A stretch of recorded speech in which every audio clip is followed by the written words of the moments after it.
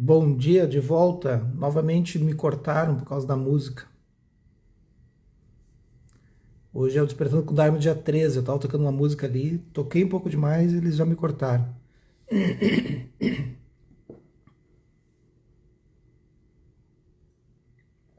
O Instagram tem essas coisas, é só colocar um pouquinho mais de música eles já me cortam. Eu não vejo sentido nenhum nisso.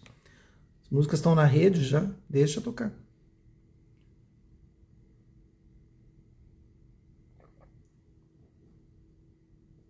Mas tem o esquema dos direitos autorais. Eles que paguem os direitos autorais, né? Já estão ganhando com a gente fazendo lives aí. O que custa pagar os direitos autorais para os músicos? Eles vivem disso, né? Mas bora lá, então. Velho Caminhos Nuvens Brancas. Mas dado o registro. Capítulo 37. Uma nova confiança. 2 semanas mais tarde, o rei Suddhodana recebeu o Buda para uma refeição privada e familiar no palácio. Sariputra também fora convidado. A rainha Gotami, Yasodhara, Nanda, Sundarinanda e Raula estavam presentes. Na atmosfera do seio de sua família, o Buda mostrou a eles como seguir sua respiração, como olhar profundamente para suas sensações e como praticar meditação silenciosa e caminhando. Ele enfatizou o quanto poderiam transcender as preocupações, frustrações e irritações inerentes ao cotidiano, praticando mente atenta no cotidiano. Raula sentou perto de Sariputra e colocou sua pequena mão na do velho monge. Nutria grande afeto por Sariputra. Quando chegou o momento de os dois retornarem ao monastério, todos andaram com eles até o portão. Nanda segurou a tigela do Buda, enquanto ele juntou suas palmas das mãos para despedir-se de cada pessoa. Para a surpresa de Nanda, o mestre não pegou de volta sua tigela. Sem saber o que fazer, Nanda é o irmão dele, né? Nanda seguiu até o monastério, esperando o melhor momento para devolver a tigela. Quando chegaram à comunidade, o Buda perguntou a Nanda se ele gostaria de passar uma semana no monastério, para desfrutar do profundo sabor da vida de um bhikkhuni. O rapaz amava e respeitava seu irmão mais velho, e assim concordou. Era também verdade que Nanda se sentira atraído pela vida calma e relaxada dos monges que via em seu entorno. Quando o Buda perguntou ao final daquela semana se gostaria de ser ordenado e viver ali por vários meses, sob sua orientação ele ficou radiante. Gotama pediu a Sariputra para dar a Nanda a instrução básica e ordená-lo bhikkhuni. Em primeiro lugar, o Buda havia consultado seu pai, o rei, para saber se ele permitiria a Nanda viver como um bhikkhuni por um período. Suddhodana concordou com o Buda que, apesar de Nanda ser um rapaz bem intencionado, faltava-lhe a firmeza de caráter e a determinação requerida de um futuro rei. Então ele foi fazer um estágio, né? É trainee de iluminação. Mas pensa tu fazer um estágio desses, ao invés de tu fazer um estágio qualquer coisa que seja, né? Fazer um estágio mental, aí para voltar com compaixão, para poder depois conduzir um reino, né? Um reinado. O Buda disse que poderia propiciar a Nanda o aprendizado que o ajudaria a construir claridade e resolução. Seu pai ficara de acordo. Menos de um mês se passou. Todavia, quando Nanda começou a sofrer por sua noiva, a bela Janapada Kalyani, ele tentou dissimular seu sofrimento. Mas o Buda viu claramente os seus sentimentos. Por isso, um dia disse a Nanda: gente, passar um mês no monastério é bem difícil. Vamos por mim. Não é fácil, não.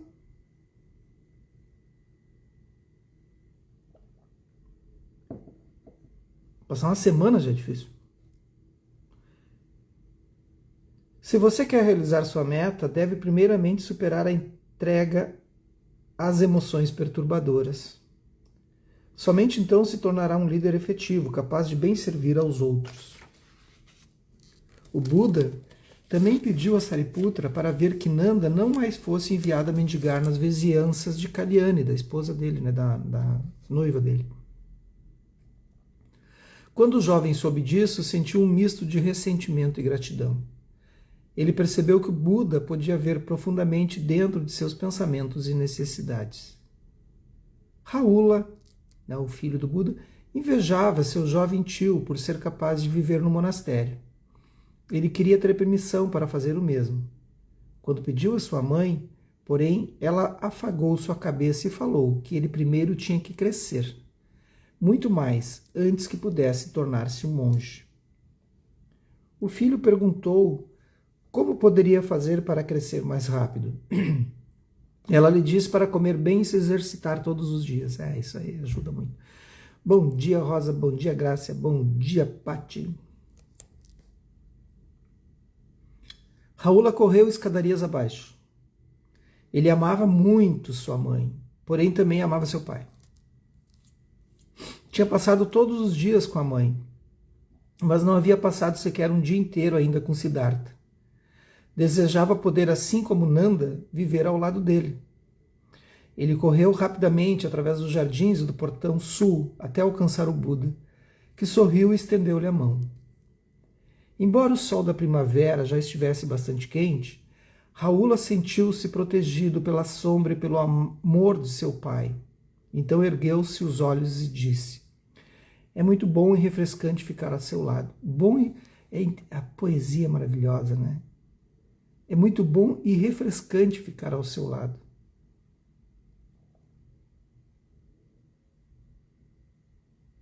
Né? Hoje o que a gente diz? Eu curto. Né? Eu curto, tá aqui. É muito bom e refrescante. Como uma presença pode ser refrescante, né? Yasodhara observava-os do balcão do palácio. Ela sabia que o Buda havia dado permissão a Rahula para retornar com ele ao monastério. O menino perguntou: qual é a minha herança? O Buda respondeu: venha até o monastério e eu a transmitirei a você. Quando voltaram para a Sangha, Sariputra repartiu sua comida com Rahula, que comeu em silêncio, sentado entre o Buda e o monge. Estava feliz em ver seu tio, Nanda. O Buda disse-lhe que podia dormir na choupana de Sariputra por aquela noite. Todos os bhikkhus tinham afeição pelo garoto e o tratavam com carinho. Rahula desejava poder viver no monastério para sempre, mas Sariputra explicou a ele que se quisesse ficar ali, teria de tornar-se um monge. Rahula agarrou sua mão e perguntou se ele podia pedir ao Buda para ordená-lo. O mestre concordou, quando Rahula fez seu pedido e instruiu Sariputra a ordenar o filho. A princípio, Sariputra pensou que o Buda estivesse brincando, mas quando viu o quão compenetrado estava, inquiriu: mas mestre, como pode alguém tão jovem tornar-se bhikkhuni? O Buda respondeu: permitiremos que ele pratique como preparação para a tomada de votos completos no futuro. Deixe-o tomar votos de novato por enquanto. Ele pode receber a tarefa de afastar os corvos que perturbam os bhikkhus durante a meditação. Sariputra raspou a cabeça de Rahula e deu a ele o tríplice refúgio. O tríplice refúgio é o refúgio no Buda, no Dharma e na Sangha. Né? Também lhe ensinou os 4 preceitos de não matar, não roubar, não dizer falsidades e não ingerir álcool. Depois pegou um de seus mantos, cortou embaixo no tamanho apropriado para Rahula e mostrou como vesti-lo e como segurar a tigela de mendigar. Rahula parecia um bhikkhuni em miniatura. Ele dormiu na choupana de Sariputra e foi mendigar com ele, a cada dia nos vilarejos vizinhos ao monastério. Embora os velhos bhikkhunis comessem somente uma refeição diária, Sariputra teve medo que faltasse ao menino a adequada nutrição, necessária ao seu crescimento, então deixou ter uma refeição adicional noturna. Ou 2 refeições para uma criança é pouco. Discípulos leigos lembraram-se de trazer leite e comida extra para o pequeno monge. Quando a notícia de que Raula tinha raspado sua cabeça e colocado o manto de Umbíquino chegou ao palácio, o rei Suddhodana ficou bastante preocupado. Aí já começa a ficar né? Tanto ele quanto a rainha sentiram a falta do menino tremendamente. Esperavam que ele visitasse o monastério por apenas uns poucos dias e então retornasse ao palácio. Eles sequer sonhavam que a criança fosse permanecer lá como novato. Eles ficariam solitários sem o seu neto, e Yasodhara sentiu um misto de tristeza e felicidade. Embora sentisse intensa saudade de seu filho, confortava-lhe saber que ele estava agora perto do pai após passar tantos anos sem vê-lo.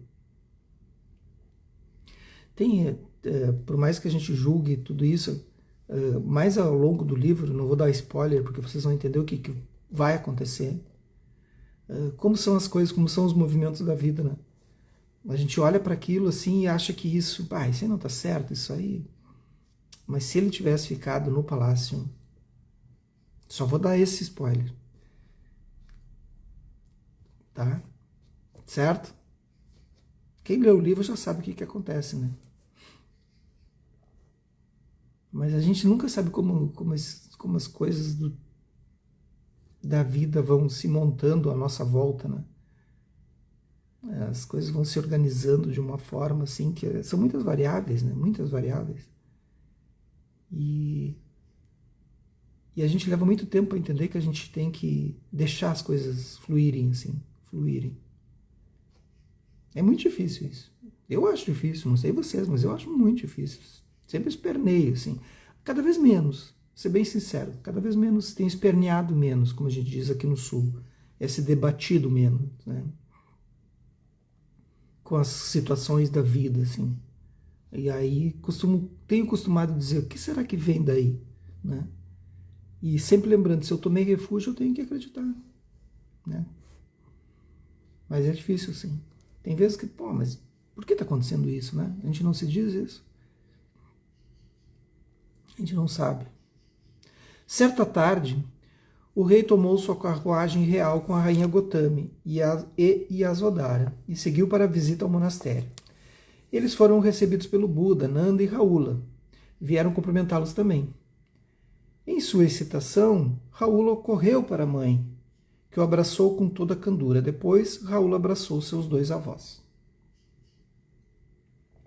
O rei inclinou-se para o Buda, então disse-lhe, num tom de reprimenda: sofri inacreditavelmente quando você abandonou o lar para tornar-se monge. Há pouco tempo, Nanda deixou-me também. É demais ter de suportar a perda de Raula. Para um homem de família como eu, a ligação entre pai e filho, entre avô e neto é muito importante. A dor que senti quando você me deixou foi como se uma faca cortasse a minha pele. Depois de cortar minha pele, a faca cortou minha carne. Após cortar minha carne, a faca cortou direto até o osso.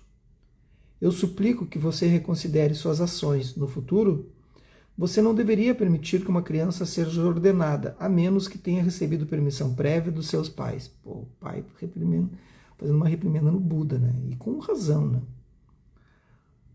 O Buda procurou confortar o rei, falando sobre a verdade da impermanência e da ausência de um eu separado. Ele relembrou de que a prática cotidiana de mente atenta constituía o único portão pelo qual o sofrimento podia ser ultrapassado. Nanda e Raula teriam agora a rara chance de aprofundar aquela vida. O Buda encorajou seu pai a apreciar a boa sorte deles e a prosseguir na prática do caminho da plena consciência, na vida diária, como meio de encontrar a verdadeira felicidade. O rei sentiu sua dor aliviada. Gotama e Yasodhara também foram confortadas e tranquilizadas pelas palavras de Gotama. Posteriormente, naquele dia, o Buda disse a Sariputra: de agora em diante, não receberemos mais crianças na comunidade de Bhikkhunis sem a aprovação dos seus pais. Por favor, anote isso em nosso código monástico. Então, o Buda tinha essas atitudes assim que pode um pouco meio, eu acho que foi um pouco meio prepotente assim, né, mas tem um motivo, mais adiante a gente vai descobrir o motivo. Mas de qualquer forma ele ouve, né? O Buda e sua sanga tinham descansado no reino Sakya por mais 6 meses. Novas ordenações aumentaram o número de monges para mais de 500. O de discípulos leigos tornou-se incontável. O rei Suddhodana também deu a Sangha um outro lugar para construir um monastério, o antigo palácio de verão do príncipe Siddhartha, ao norte da capital, com seus jardins amplos e frescos. Venerável Sariputra organizou um grande número de bhikkhus para estabelecerem a vida monástica ali. A presença deste novo monastério ajudou a garantir uma sólida base para a prática do caminho no reino Sakya. Por mais que tenha havido todos esses esforços, assim, o budismo na Índia quase que desapareceu assim, ao longo dos séculos. Praticamente desapareceu, assim, ele foi sendo conduzido, sendo expulsado. E ele ficou muito tempo depois tentando entrar no Japão, por exemplo, quase 500 anos, e sem permissão de ser praticado. Por quê? Porque o budismo revela a mente. E quando os japoneses descobriram, os primeiros japoneses que descobriram isso, os patriarcas, né, do Japão, os soberanos, né, eles não permitiram, porque uma vez que tu desenvolve a mente e tu desenvolve capacidade de pensar por si só, que é o que o budismo faz, tem a capacidade de fazer com que a gente descubra a mente, descubra os nossos processos mentais, e faz com que a gente tenha atitudes por nós mesmos, independente de qualquer coisa. E isso é um problema, porque isso gera uma revolução no povo, né? As pessoas pensando por si só, opa, como assim? E aí o budismo vai sendo extinguido assim por causa disso. Único e exclusivamente por causa disso. E aí depois ele passa um tempo, muito tempo, dentro dos monastérios, assim, nas cavernas, assim. Depois ele vai novamente se expandindo. É interessante de ver isso. O Buda queria retornar para a floresta de bambus a tempo do retiro da estação chuvosa, conforme havia prometido para o rei Bimbisara e os bhikkhus que permaneceram lá. O rei Suddhodana convidou o Buda para uma última refeição antes de sua partida e pediu que desse uma palestra Dharma para a família real e todos os membros do clã dos Sakyas. O Buda utilizou tal ocasião para falar sobre a aplicação do caminho na vida política. Disse que o caminho poderia iluminar a vida dos políticos, auxiliando aqueles envolvidos em governar o reino a desenvolver igualdade e justiça social.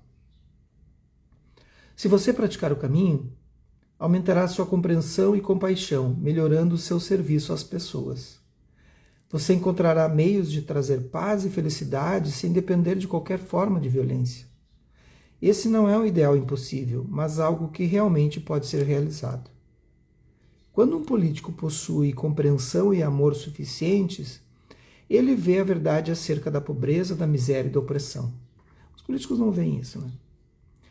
Tal pessoa pode achar meios para reformar o governo, a fim de reduzir a distância entre ricos e pobres, cessando de usar a força contra os outros. Meus amigos, líderes políticos e regentes devem servir de exemplo. Não viva luxuosamente, pois isso apenas criará um distanciamento entre você e o povo. Aí eu me lembrei de Mujica, né? O ex-presidente do Uruguai, né? Perfeito caso, assim, perfeito exemplo assim, de político. Viva uma vida simples e saudável, usando o seu tempo para servir as pessoas ao invés de ansiar por prazeres vãos. Um líder não pode almejar a confiança e o respeito de seu povo se ele não serve como um bom exemplo. Se você amar e respeitar o povo, em retribuição, o povo o amará e respeitará igualmente. Governar, munido de virtude, difere de governar por meios de leis e decretos. Governar através da virtude evita a dependência de punições, a ditadura, né, gente?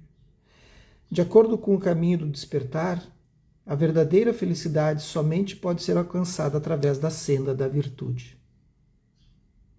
E quase que a gente cai nessa, né? Por pouco, muito pouco. Estava aí próximo. O rei Suddhodana e todos os presentes ouviram atentamente ao Buda. O príncipe Dronodara, esse nome é difícil, Dronodanaraja, o tio do Buda, e o pai de Devadatta e Ananda. Devadatta e Ananda vão ser, ao longo do livro, né, ao longo da história do budismo, dois principais elementos, assim.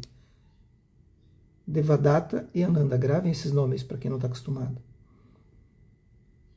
Devadatta e Ananda diz: governar pela virtude, conforme descrito por você, é verdadeiramente lindo.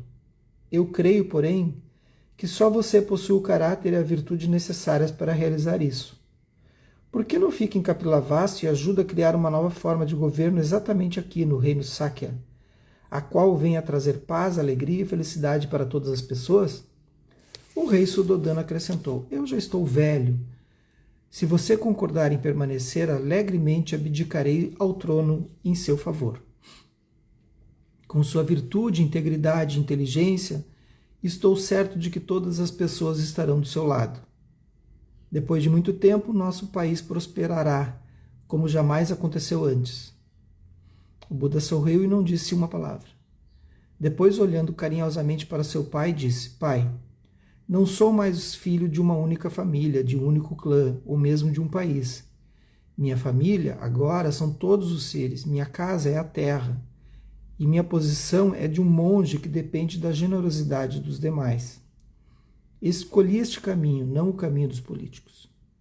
Acredito que deste modo possa servir a todos os seres. Era muito mais ampla a visão do Buda, né? Embora a rainha Gotama e Yasodhara pensassem não ser condizente expressar a opinião delas durante aquela reunião, elas se comoveram às lágrimas pelas palavras do Buda. Sabiam que aquilo que ele estava dizendo era correto. O Buda continuou falando ao rei e a todos sobre os 5 preceitos e como aplicá-los na vida familiar e na sociedade. Os 5 preceitos constituem a base de uma família feliz e de uma sociedade pacífica. Ele explicou cada preceito cuidadosamente e concluiu dizendo: se deseja que as pessoas se unam, deve primeiro obter delas confiança e a crença. Se os líderes políticos praticarem os 5 preceitos, a confiança e a crença das pessoas crescerá.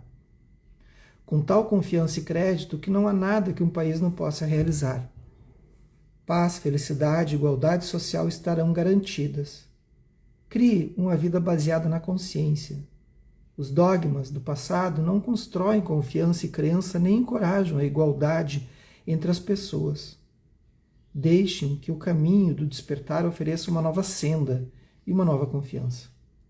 O Buda garantiu a eles que, embora estivesse de partida para Magadha, retornaria a Kapilavastu futuramente. O rei e todos os presentes ficaram felizes em ouvir aquela informação.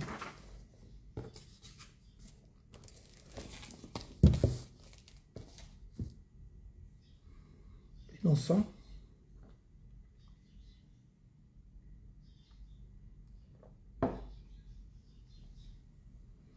Fazer uma prática?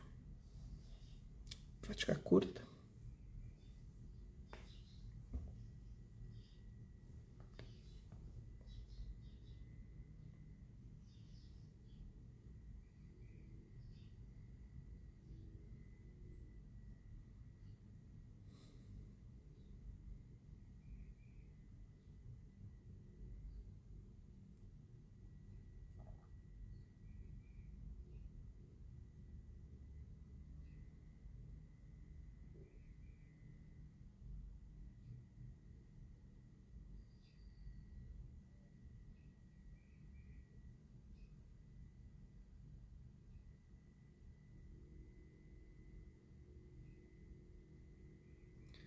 Deixem que o silêncio vá tomando conta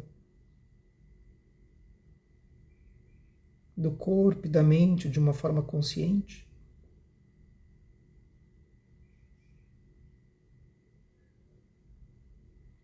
Apenas tendo consciência que o corpo e a mente estão entrando no outro estado.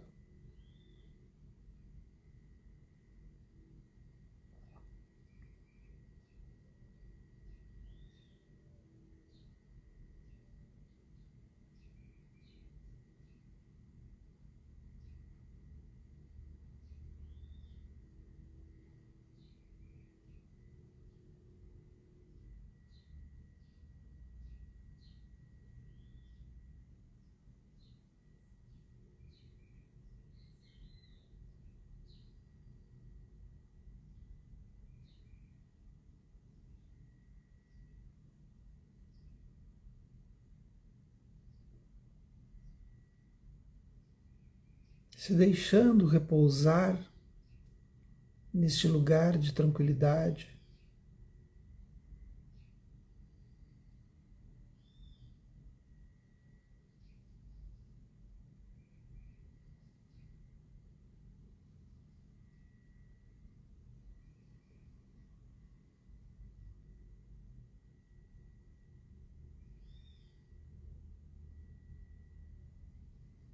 Dando esta pausa.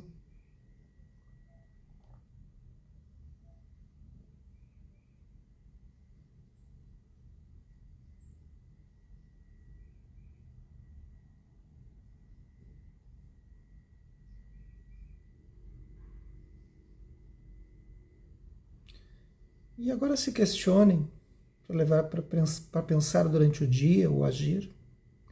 Se eu fosse estabelecer um preceito para mim, um voto, um treinamento,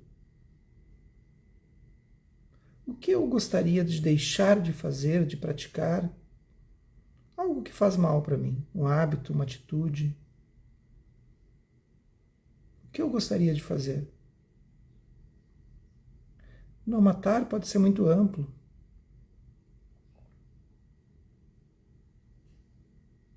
Pegue algo mais específico que é só seu. Se você fala, por exemplo, palavras rudes, grosseiras o dia todo, de uma forma áspera, quem sabe hoje pode ser mais leve, treinar isso. Pegue algo específico. Se ao contrário, você fala leve demais e isso faz com que você fique passivo, passiva, e as pessoas interpretem dessa forma e você se torna passivo, quem sabe você se posiciona.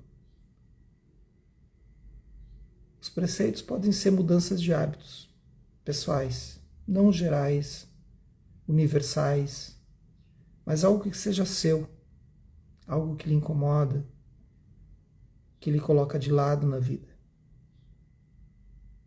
Escolha um deles hoje. Que os méritos desse nosso encontro, dessa nossa prática, se expandam e toquem a todos, todas, todos, e que nós possamos nos tornar um caminho iluminado. Um bom dia para vocês e até amanhã, quarta-feira.